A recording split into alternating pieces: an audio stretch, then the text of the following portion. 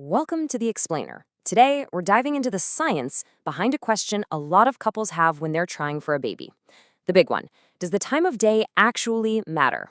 Let's break down what the research has to say.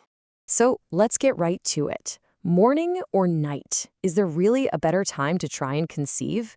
It might sound like one of those old wives' tales, but it turns out there's some very real biology at play here.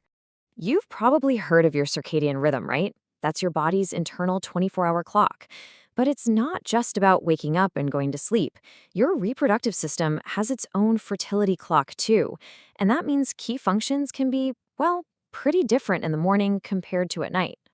Now, this internal clock has a huge impact on testosterone, which is the primary male fertility hormone. And according to the science, it hits its absolute peak right in the early morning, basically just after you wake up.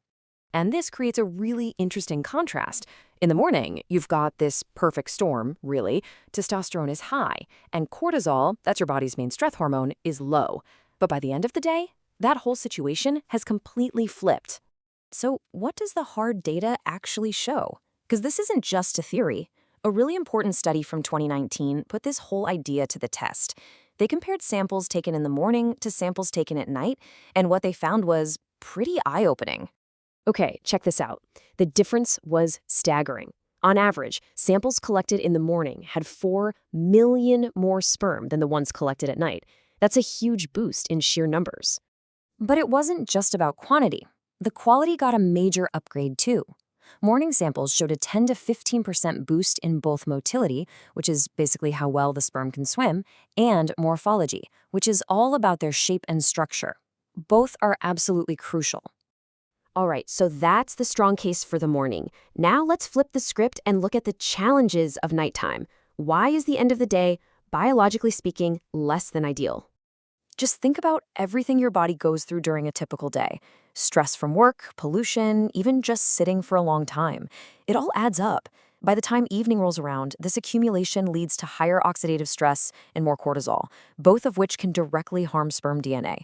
And this brings us to something that is so critical but often overlooked, the incredible power of a good night's sleep. See, it's not just about feeling rested. It's an active repair process for your entire body, and that definitely includes your reproductive system. So here's how that works. When you're sleeping, your body produces melatonin. Now, this hormone doesn't just make you sleepy, it's also a powerhouse antioxidant. It literally gets to work repairing the DNA damage that sperm might have picked up during the day. It's like a reset button that gives you a fresh start in the morning.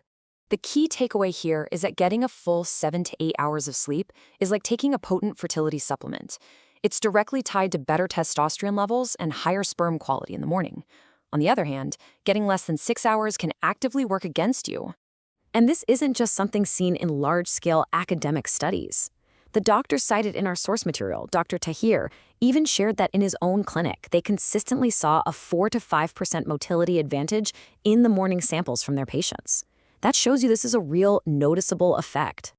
Okay, but what if you don't work a classic 9 to 5? What if your morning is actually at 6 p.m.? Well, the science still applies. It's just a matter of figuring out your own personal rhythm.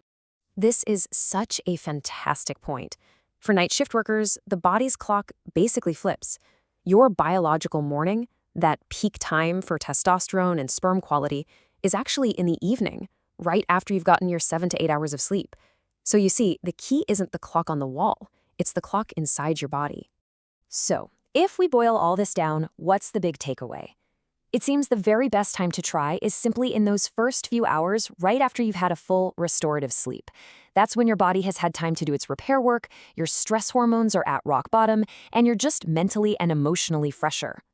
At the end of the day, there's no single magic formula that's going to work for absolutely everyone.